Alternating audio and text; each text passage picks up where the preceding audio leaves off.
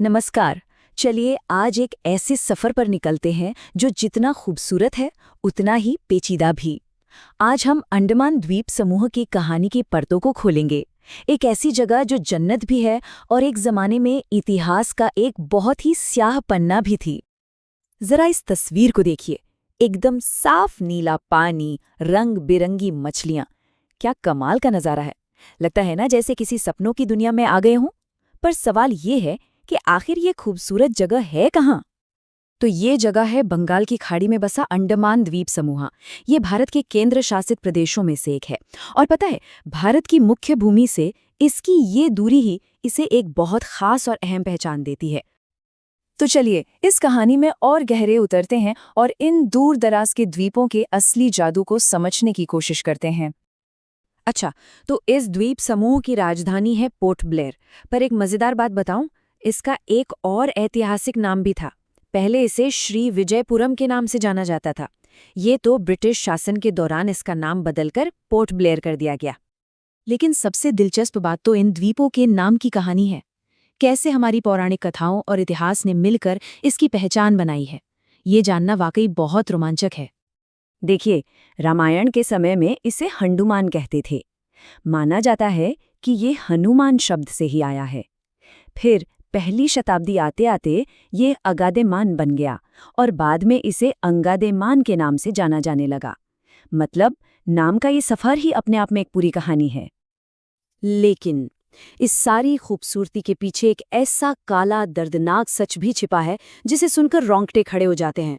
अब हम उस दौर की बात करेंगे जब अंडमान का नाम सुनते ही लोगों के दिल में एक डर बैठ जाता था। जी हाँ, इस जन्नत का एक बहुत ही अंधेरा अतीत है। तो सवाल उठता है, ये काला पानी था क्या? ये नाम इतना डरावना क्यों था? काला पानी असल में कुख्यात सेल्यूलर जेल को ही कहते थे। और जरा सोचिए, उस दौर में हमारे स्वतंत्रता सेनानियों के लिए समुद्र पार करके इस जेल में भेजा जाना सिर्फ सजा नहीं थी। इसका मतलब था अपनी जाति, अपना धर्म, अपने परिवार, सबसे हमेशा के लिए दूर हो जाना। ये एक तरह की सामाजिक मौत थी। और ये तस्वीरें ये उसी दौर की खामोश गवाह हैं। एक तरफ कैदियों पर होते अकल्पनीय जुल्म और दूसरी तरफ ये 3 मंजिला सेल्यूलर जेल की इमारत जो ब्रिटिश क्रूरता का सबसे बड़ा प्रतीक थी। और यहीं इसी जेल में वीर सावरकर जैसे न जाने कितने ही स्वतंत्रता सेनानियों ने अपनी जिंदगी के कई साल अपनी मातृभूमि की आज़ादी के लिए भयानक कष्टों में बिता दिए। उनकी कुर्बानियों की गूंज आज भी यहाँ की हवाओं में महसूस होती है।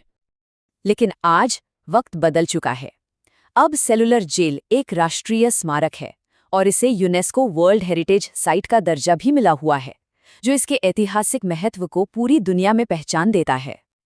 चलिए अब इस जेल की दीवारों से बाहर निकलते हैं और जरा वक्त में और पीछे चलते हैं, ब्रिटिश राज से भी सदियों पहले, क्योंकि इन द्वीपों पर एक और कहानी बसती थी, यहाँ के सबसे पुराने बाशिंदों की।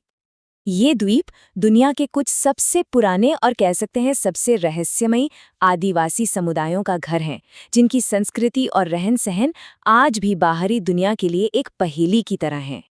यहाँ पर आपको अंडमानी, ओंगी, जारवा और सेंटिनली जैसी प्रमुख जनजातियां मिलेंगी।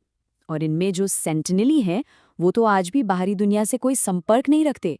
कमाल है ना?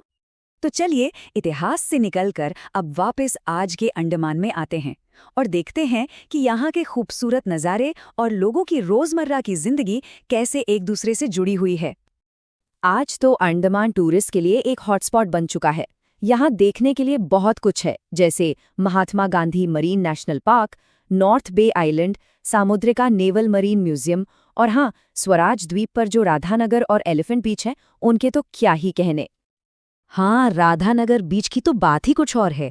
सोचिए, सफ़ेद मुलायम रेत और ऐसा साफ पानी कि आपको सब कुछ आर पार दिखे। यहाँ का सनसेट तो बस एक ऐसा नज़ारा है जिसे भुलाया नहीं जा सकता। और ये जो इतनी खूबसूरती है, वही यहाँ के लोगों की रोजी रोटी का जरिया भी है। मोतियों के हार से लेकर शंख से बनी चीज़ें, नारियल के प्रोडक्ट्स, मसाले और हाँ, मछली पकड़ना और खेतीबाड़ी तो यहाँ की अर्थव्यवस्था की रीढ़ हैं। तो देखा आपने, अंडमान का सफर कहाँ से कहाँ तक पहुंचा है।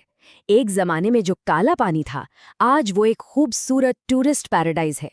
ये एक ही जगह बलिदान और खोज दोनों की कहानी कहती है, और दोनों ही इसकी पहचान का हिस्सा हैं। तो सुंदरता, बलिदान और संघर्ष की ये कहानी हमें सोचने पर मजबूर कर देती है ना? कि हमारे आसपास की जमीन, हमारे शहर, हमारे गांव न जाने अपने अंदर कितनी ही अनसुनी कहानियां दबाए बैठे हैं।